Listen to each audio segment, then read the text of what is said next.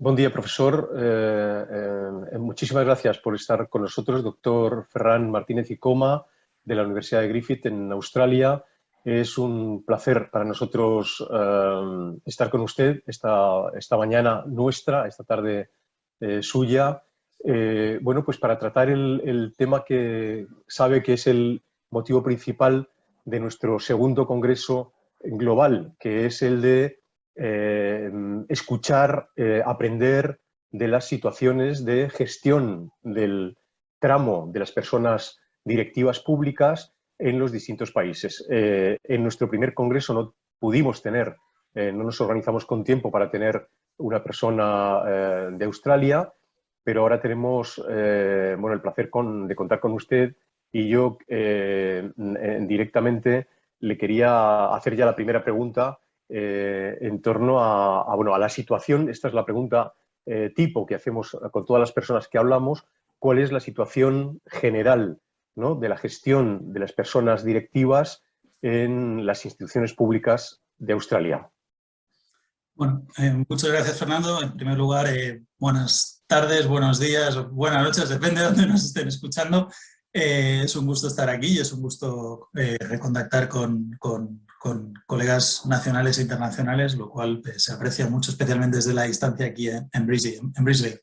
A tu pregunta, y te voy a tratar de tú, Fernando, y espero que me trates también de tú. Creo que, bueno, hay dos grandes... como dos grandes streams, como dos grandes tipos de trabajo aquí o dos grandes tipos de directivos, si les quieres llamar así, ¿vale? En primer lugar, los que vienen del public service, del servicio público, y luego está lo que son las statutory authorities, que ahora las explicaré. Entonces, si me dejas, explico primero uno y luego el otro, y así yo creo que daremos un buen vistazo. En primer lugar, lo primero que quiero decir es que esto es de Australia, porque si nos fuéramos aquí a cruzar del charco a los vecinos, a los kiwis, a los neozelandeses, la cosa es un poco distinta, y ahora explicaré un ejemplo, ¿no? Entonces, en primer caso, en el servicio público, si alguno de nosotros estuviera en las grandes, básicamente habría un ministro o una ministra en su caso, ¿no? Y luego estaría como el head of department o el head de la secretary, ¿sabes? Serías el secretary general, por así decir, de ese departamento. Ese head, ese secretary, tradicionalmente es gente que viene del servicio público. Es gente normalmente que llevan muchos años, llevan mucha experiencia. Normalmente el promedio de edad es a partir de 40 y largos, 50 y pocos, pero en algunos casos hemos visto gente pues de 30 gente que ha estado en el momento oportuno, en el momento dado, justo en el preciso momento, ¿no? Esa gente son funcionarios de carrera. Dependen su appointment, depende mucho básicamente es un poco extraño porque no es un appointment político, sino que por así decir, hay como un gabinete que propone, ¿de acuerdo? Y entonces el primer ministro, obviamente en consultas con su ministra o con su ministro, pues dice, bueno, pues esta persona o esta otra. La cosa que hay, que alguna gente que está en estos public services, en estas grandes posiciones, estos head of department, tal vez han estado mucho tiempo. Es decir, aquí normalmente las elecciones van de 3 años, si no se rompe el periodo electoral, que a veces se da una snap election y se corta en año y medio o a los 2 años. Entonces, normalmente, si a usted, por ejemplo, si a ti te tuviera, Fernando, yo fuera el ministro de Infraestructura y tú estuvieras allí, pues tú probablemente, yo podría irme y vendría un sustituto y probablemente tú podrías estar, ¿no? Y en muchas ocasiones hay lo que se dice, se mantiene el antiguo head, aunque cambie no solo el ministro o la ministra, sino el partido en el gobierno. Y eso es curioso, ¿no? Por ejemplo, en el 96, cuando Howard, que habían estado mucho tiempo fuera, en el 96 entra Howard y de los 18 Head of Department decide cambiar 6.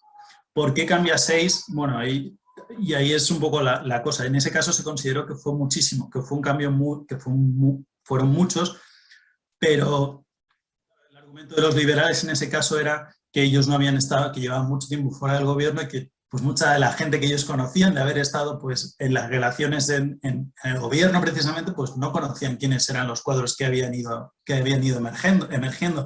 Entonces eso varía. ¿Por qué digo que es un caso distinto? ¿Por qué puede variar? Porque yo como Head of Department, o sea, perdona, tú como Head of Department, yo si fuera el ministro y decido no seguir confiando en ti o no, o sea terminado, te lo digo. Pero aunque pudiéramos pensar que esto sucede de forma habitual, no es así. Es una relación bastante, básicamente desde el gobierno, desde los elected officials, se tiene como muy seguro, no es una decisión que se toma así a la ligera, sino vas con precisión. De hecho, el caso de Howe que te contaba en el 96 es un caso que destaca porque son 6 después de un cambio de gobierno, pero si no, normalmente vas a ver la gente, entonces va a haber transición, van a haber cambios, pero no necesariamente tienen que suceder así. Eso sería respecto a los servicios públicos, es decir, pues eso, de infraestructuras, de defensa, lo que fuere, ¿no?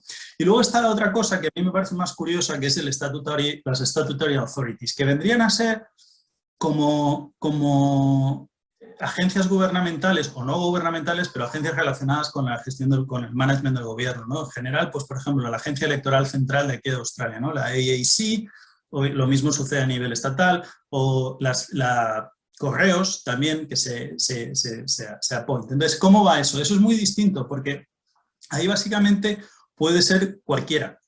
Entonces, si tú y yo nos conociéramos y tú eres el PM o el ministro o el Prime Minister de la fecha y dices, ostras, Ferrán es un tipo que genial, lo hará fantásticamente bien en sistemas, en el asunto electoral, pues yo le llamo y ya está, ¿no?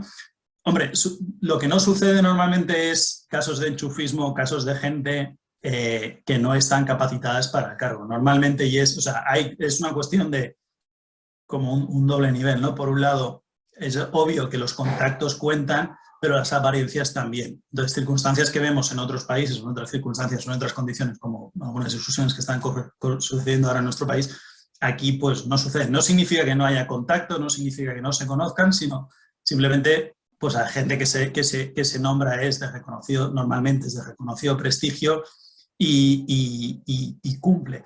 Y la otra cosa es que esta gente que está en las statutory authorities suelen tener un mandato que sobrepasa el mandato político. Es decir, tú estás por 3 años, a mí me vais a nombrar por 5, 7, depende de la agencia. Y lo curioso, lo raro o lo extraño o la queja que hay dentro del servicio público es que para estas statutory authorities, estas agencias, cada una más o menos se regula un poco como cada una de ellas quiere. Con lo cual es muy extraño, es muy difícil a veces sacar un modelo que funcione sola de una misma forma. Esas serían las dos maneras. Y la última cosa, perdona, volviendo al servicio, la cuestión del servicio público, a esta gente que son funcionarios o funcionarios de carrera que llevan mucho tiempo y tal, 2 cosas quiero destacar. Una es que el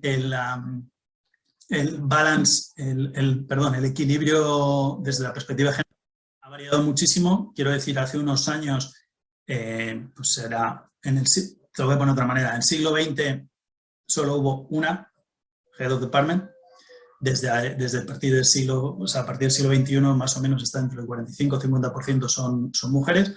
Y la otra cuestión es que se les conoce como mandarins, como tienen el nombre de mandarinos como de los chicos, porque es gente que conoce y obviamente tiene que saber manejar muy bien el ambiente político. Perfecto, muchísimas gracias, Ferran. Bueno, también te quería preguntar, porque tú eres un especialista en sistemas electorales y una de las características que me comentaste en su día es que tiene un alto grado, digamos, de independencia, ¿no? Y me gustaría saber tu opinión sobre si sería razonable, posible, aconsejable proponer un sistema tan independiente, digamos, ¿no?, para la selección o la preselección de los directivos públicos en general. Esa independencia, ¿cómo funciona, digamos, ¿no? ¿Cómo funcionaría en ese rol? Y ahí yo creo, Fernando, que tenemos que tener como 2 niveles de análisis. El primer lugar es partiendo, o sea, qué es lo que se quiere reformar o qué tipo de directivos se quieren reformar. Si tú me preguntas a nivel español, y por español quiero decir central o autonómico, sí creo que hay cuestiones que podríamos arreglar a nivel de elecciones, probablemente sí, pero honestamente creo que las elecciones funcionan bastante razonablemente bien, tanto ahí como aquí, y esos son sistemas completamente distintos. Aquí en Australia tenemos a una persona que es de Statutory Authority, que no responde ante un político, mientras que en España es el Ministerio del Interior, con su dirección general, con sus funcionarios, que son gente, o sea, muy profesional, muy solvente y tal, y que funcionan perfectamente. Entonces, si yo cambiaría, en este caso, yo aquí parto de la base bastante conservadora de si el principio este de anglosajón de si no está roto no lo arregles, ¿no? Entonces, ¿funcionamos bien en España? Sí. ¿Funcionamos bien aquí? Sí. Pues ¿para qué arreglarlo? Yo arreglaría otras cosas, ¿no? Por ejemplo, el voto por correo en España es un auténtico desastre. Aquí hay una discusión ahora sobre si necesitamos identificación electoral o no, que no la necesitamos, pero sí en ambos países, por ejemplo, hay errores o hay problemas muy serios con la financiación de los partidos. Entonces ahí yo creo que es donde habría que meterse. Entonces ahí, ¿qué tipo de directivo o de directiva te sirve para afrontar esos problemas? Seguramente, si tú me preguntas, hombre, yo creo que seguramente directivas que tuvieran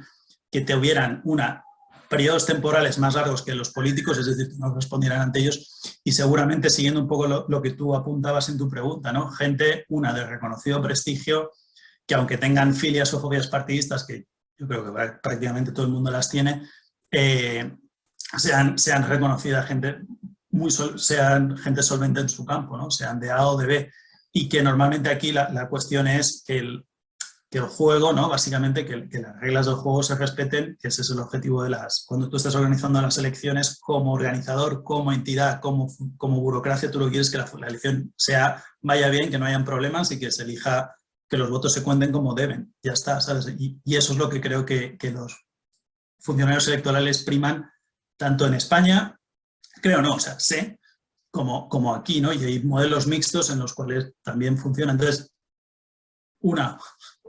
resumiendo, si no está roto no lo arreglemos, obviamente centrémonos en los problemas que tenemos, y mi pregunta es si a los problemas que tenemos, como el de financiación de los partidos, por ejemplo, que es una constante, no solo, o sea, es una constante en España, pero también en Australia y en otros, ¿qué tipo de enfoques necesitaríamos? A mi modo de ver, y ahí sí coincido contigo, pues tener algún tipo de organización independiente, con appointments, con mandatos más largos de 4 años, que no dependan de partidos, seguramente con renovaciones de parciales, ¿no? De un tercio, como en otros sitios, y con diente, obviamente, que tuvieran poder de decisión, y de que si ellos llaman a una política o a un político a declarar, pues se presente y suceda, ¿no? Que es un poco lo que tenemos, que es un poco pues aquí lo que hay, una agencia anticorrupción, o sea, una comisión que se hace en casos de corrupción, y que te llaman, tienes que venir, y si te llaman y tienes que venir y estás gobernando, tienes que dimitir. No hay discusión. Entonces, ese sería un poco más mi enfoque. Perfecto. Ya la última, Ferran, para terminar. Claro. Como profesor universitario, como investigador, como persona que reflexiona sobre los temas de la gran esfera política, desde los servicios públicos o hacia los servicios públicos, ¿cuál sería el rasgo que tú crees que nos podría servir ya en general, no solamente sobre el tema de directivos públicos, el rasgo en general de las administraciones en Australia que nos pudiera servir en España? Un rasgo, uno de los rasgos diferenciales. Que nos pudiera servir. Esta es de nota. Esta es para nota. No sé, aquí hay una cuestión que sí se me hace, que es como la de la accountability. O sea, hay dos probablemente. Una, la de la evaluación de los impactos de políticas, de la evaluación del impacto de las decisiones que tomamos, ¿no? Pero ahí no es una crítica a los funcionarios españoles. El funcionario español normalmente aplica lo que aplica la norma. Entonces, no es que tenga miedo, no tiene miedo, simplemente pues no puede tener esa iniciativa. Entonces, a lo mejor aquí a veces pecamos también un poco de esa regulación, pero sí es verdad que a lo mejor hay algunos espacios en los cuales sí se permite una mayor innovación, una mayor perspectiva de vamos a probar cosas nuevas, ¿no? Por ejemplo, y saltando mucho las distancias, en este caso yo estoy trabajando con la Comisión Electoral para intentar introducir unos cambios para las próximas elecciones, pero es una prueba. Si funciona, pues perfecto, intentaremos lanzarlo a escala nacional. Si no funciona, pues no pasa nada, ¿sabes? Ni a los funcionarios involved que están trabajando conmigo se les va a caer el pelo ni van a tener un problema. Es un acuerdo que hemos llevado entre universidades y funcionarios, algo que nos puede servir a todos en el bien de la comunidad, y que si funciona perfecto y lo aplicamos, y si no funciona, pues bueno, es un prueba y error, ¿no? Y que muchas cosas pues no las sabemos hasta que no las probamos. Entonces, esa sería un poco más la perspectiva que yo tomaría. Perfecto, Ferran, pues muchísimas gracias. Te mando un abrazo desde tu Mediterráneo, desde nuestro Mediterráneo. Pues Un lo agradezco saludo, muchísimo, que se echa de menos. un saludo muy, muy cordial.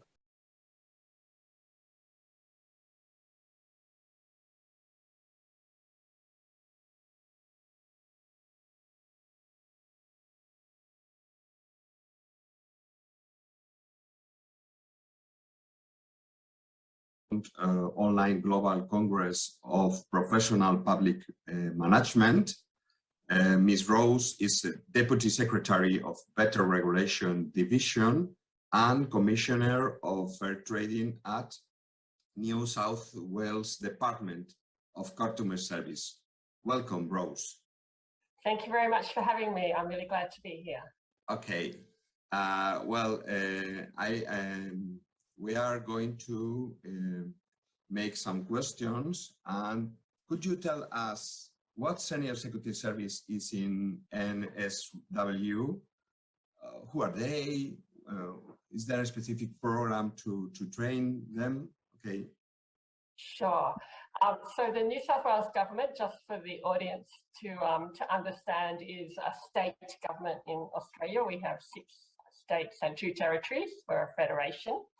And so the way the Australian system works is the federal government looks after things like foreign affairs, defence, those sort of international relations, all of those sort of major matters, whereas the state governments do a lot of the delivery of government services, for example, education, health services.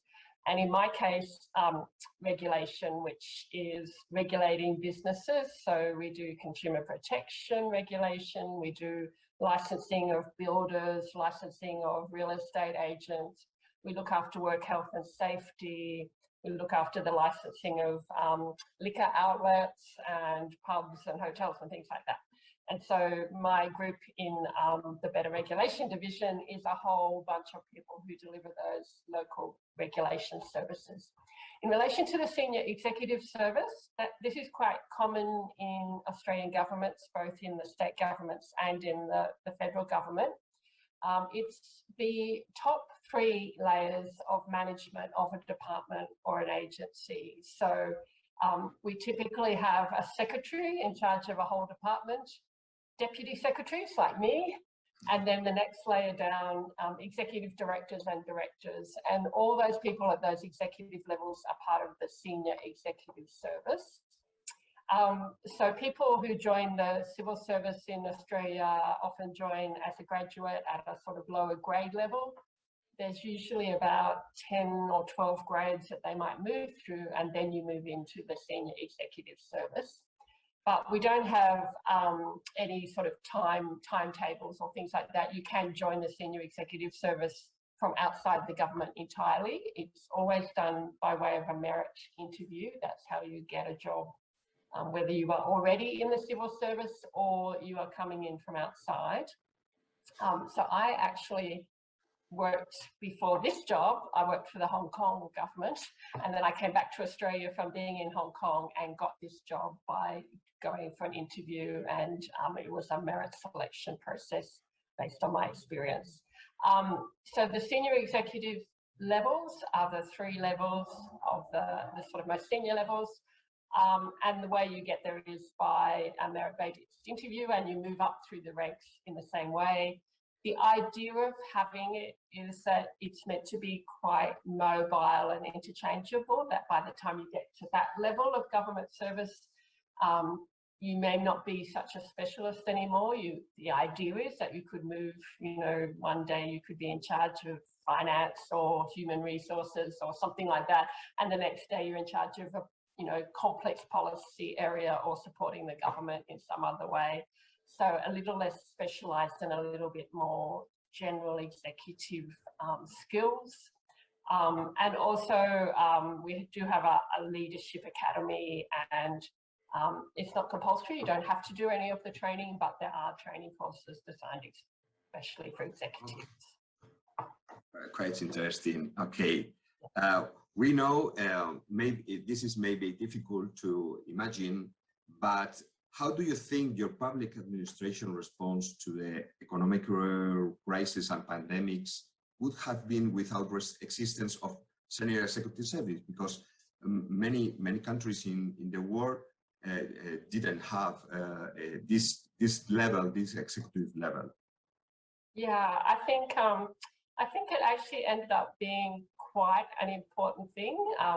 Probably in Australia, like many other countries around the world, when the pandemic came, suddenly governments became much more important for their citizens, and that was the same phenomenon in New South Wales and in Australia more generally.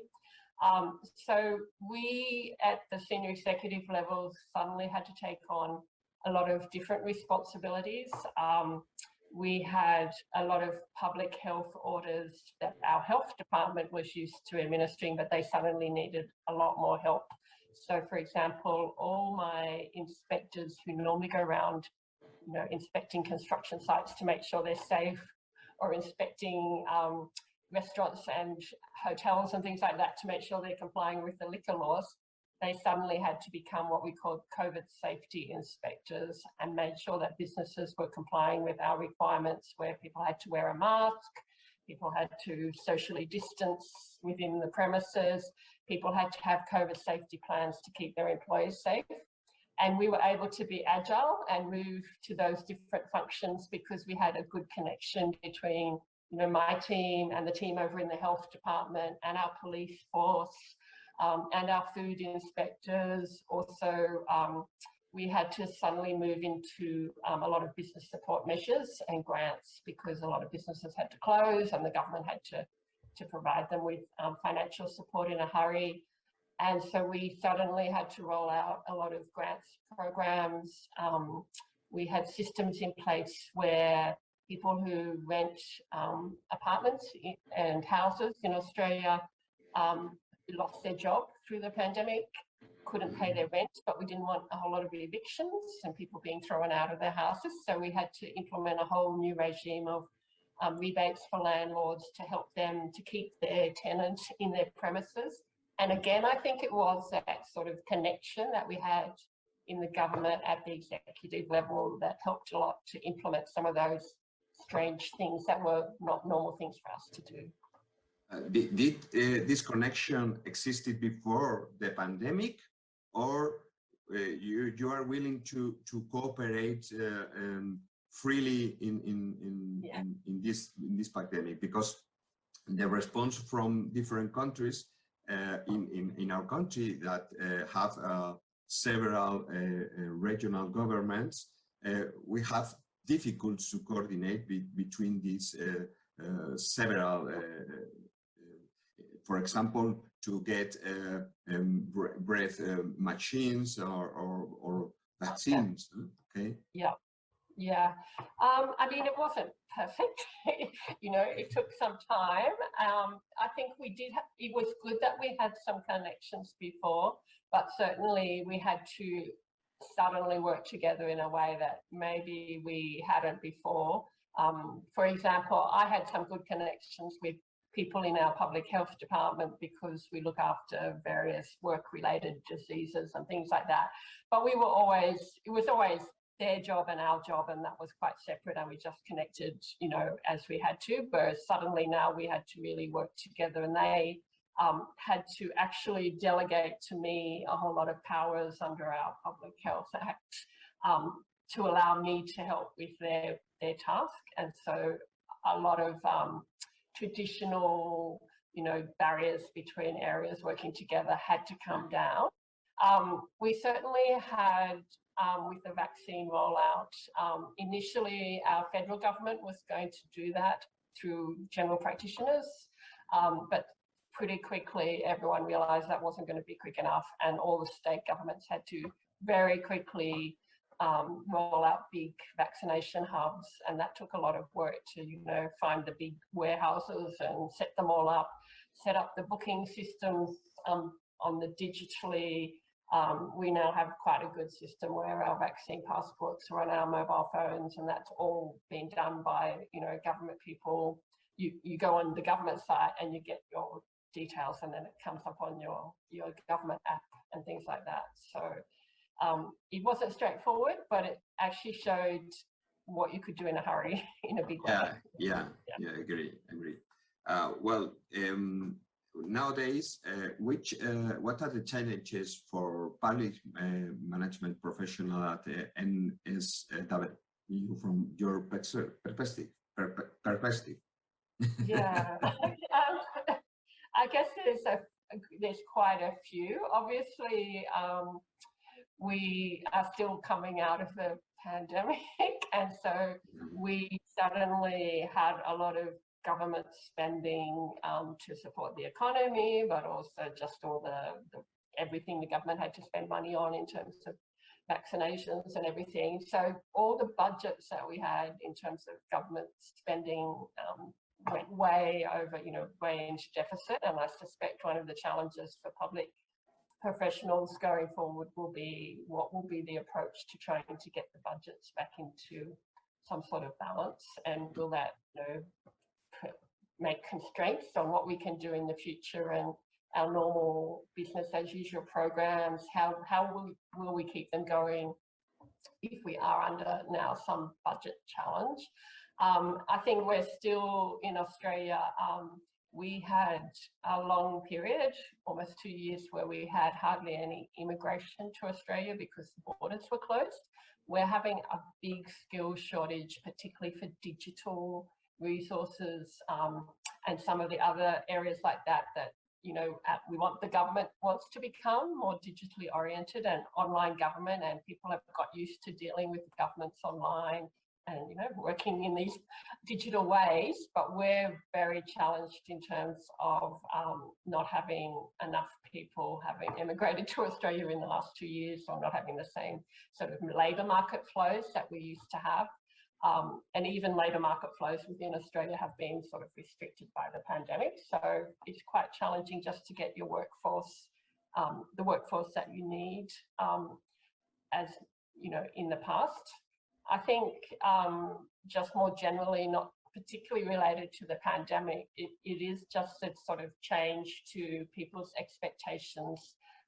As you mentioned right at the beginning, I'm in the Department of Customer Service, and sometimes people don't think of governments as providing customer service, but sort of the expectation now, we find that people expect government services to be provided to them in a way that, you know, makes it easy for them to access, is, you know, answers their questions, is not complicated.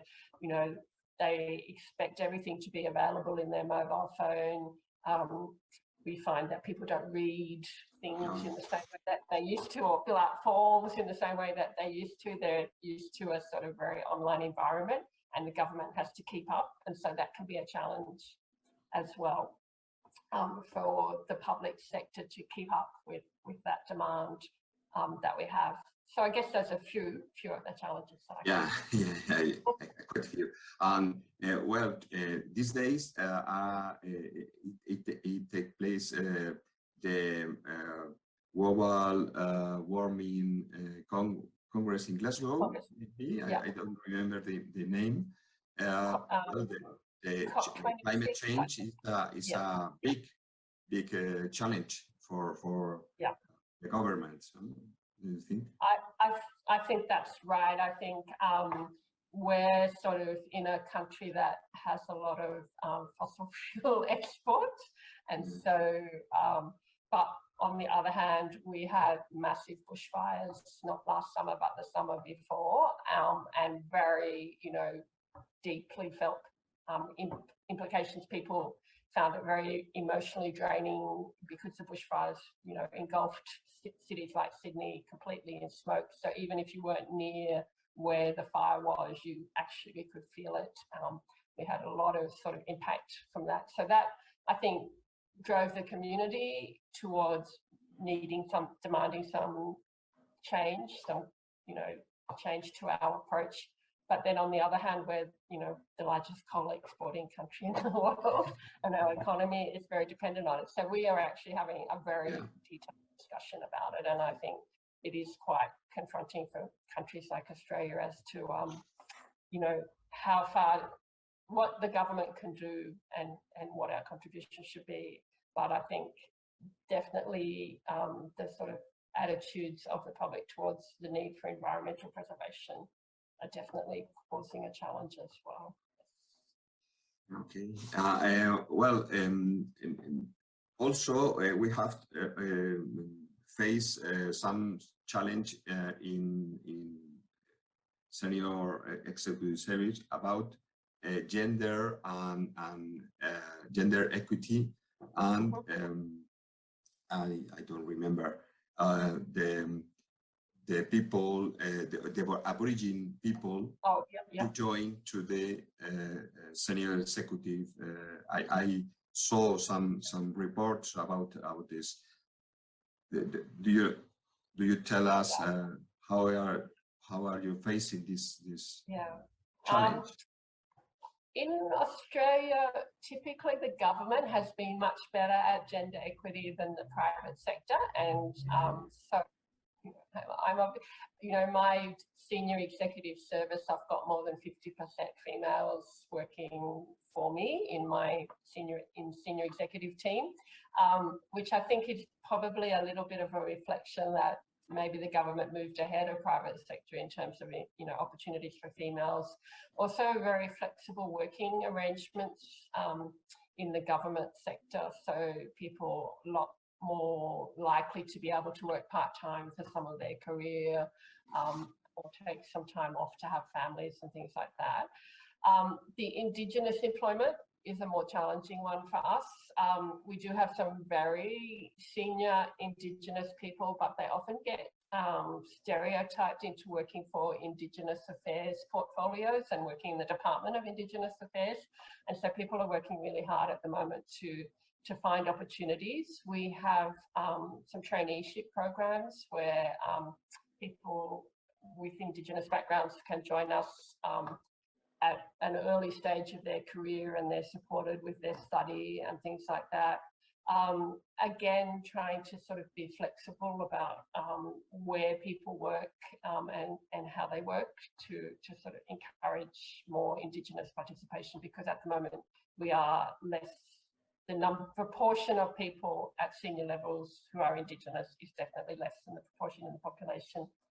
And the other challenge we're dealing with is people with a disability as well, and just trying to make sure that we can accommodate for them. We have some great examples of some, you know, great leaders, but again, it's still challenging, I think. Okay. Is it true that your department or one of your people has recently received a public recognition award? Yes, I'm not quite sure which one you're talking about. We do have a public service medal in Australia. Do you consider that these awards or recognition are important in good public management system, and they contribute to a better delivering of service? I do think they're important. We have a few different ways of recognizing good service. So we have something called the Public Service Medal, which is similar to a sort of a Queen's, you know, the honours that the Queen gives in the United Kingdom. We have similar sort of Australian honours, and they have a special class of them for public service. And I think that's really good, because it does sort of show, you know, it's not just people in the military or other things like that, it's the public servants get them. We also have something in New South Wales called the Premier's Awards. So our First Minister always has an award system, and it's good because it's open nominations, so anyone can nominate anyone else for it, or any team, and then they do a selection process. And again, that's sort of quite highly regarded as a really good way of just, you know, showing appreciation for people, particularly people who've gone above and beyond their normal role. Okay, I want to thank you to attend this interview, and We are glad to join our Global Congress online, and I hope that you enjoy this interview. And thank you. Thank you. Thank you very much, and thank you. I hope the Congress is a great success. Thank you for having me.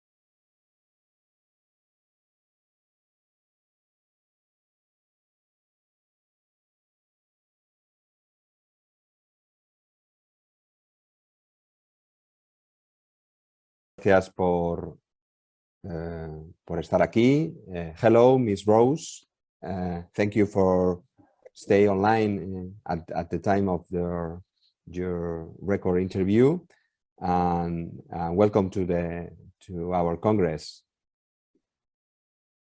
Thank you very much for having me. I tried to put in the chat, Rodrigo, that our public service newsletter Mandarin, because we are all Mandarin. It's a curiosity. Mandarins, you are nearer than us from China, and I saw some newspaper or similar that called Mandarins, not newspaper. Yeah, our newsletter. Yes. For public servants, but it actually it's something we inherited from our British, from the British. They call them Mandarins, but yeah. I think from China originally. Yeah. And this newsletter, who is write this newsletter? I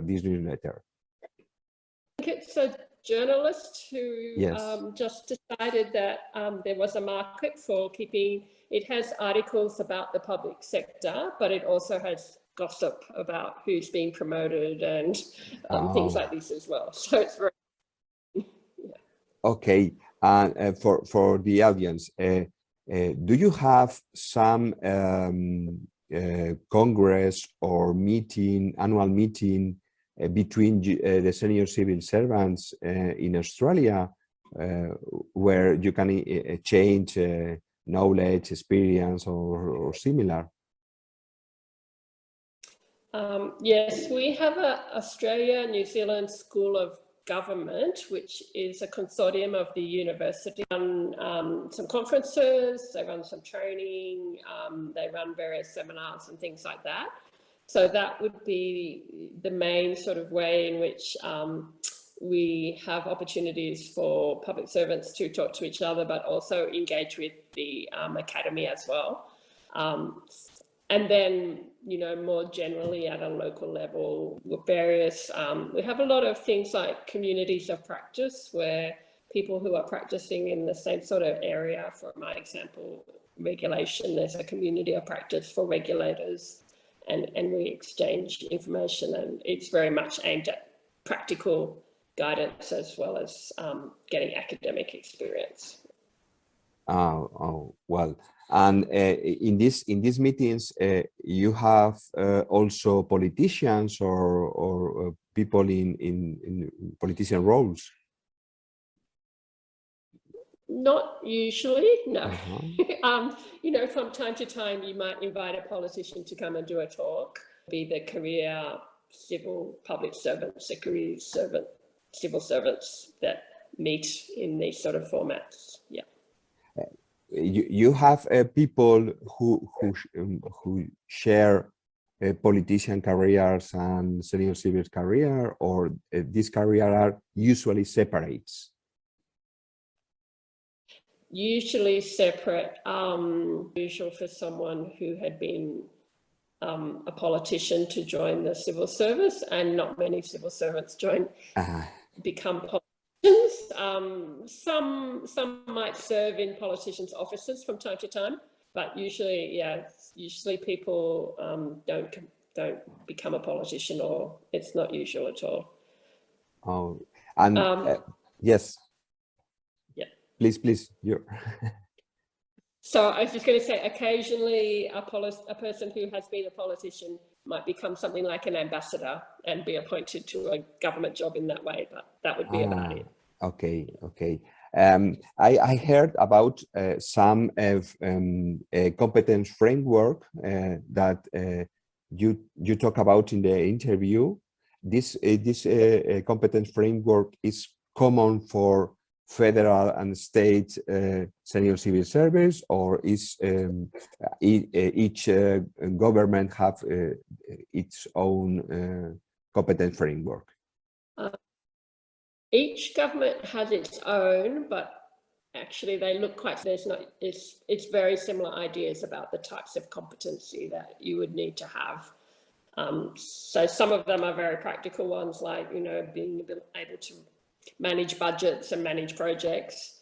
And some are a little bit more about having strategic thinking skills and being able to handle complex issues. And then the ones about managing people and things like that. So they're different, but they often have very similar concepts. Yes, yes. We had a research about competence framework in the world, and we have the idea that the core of competence of managers, public managers, are common in the world. We have different names for each other, different forms of grouping these behaviors, but in essence are the same. And in this competence framework, it is a code of ethics, a behavior for ethical behavior. Not so much in the competence framework, but we do definitely have like a code of ethics. But usually the competence framework is what they think about when they decide to appoint someone to a position. But we are all subject to a code of conduct, and that includes ethics and conflicts, dealing with conflicts, and how we must, I think our capability framework would say something about, you must comply with the code of conduct, but the code of conduct is separate. You must comply. and yes, if anyone doesn't comply? Yeah, comply. We have some disciplinary action, what it is, but maybe just some warning letter if it's not too bad. But people definitely can lose their job for non-compliance with the code of conduct. Quite radical. Well, it's very not strict. Yes, yeah. And who are who have the control of this? Is there a office of conflict, maybe? No, it's usually the human resources departments. Okay. And okay. They look after it. I'll write it down. This.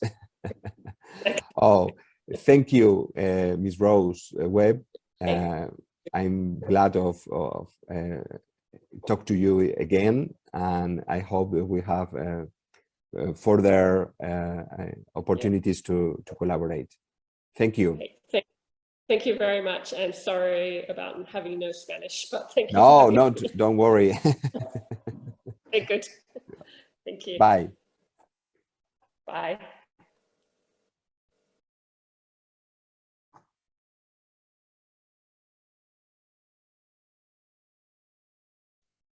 Bueno, ahora vamos a pasar a la siguiente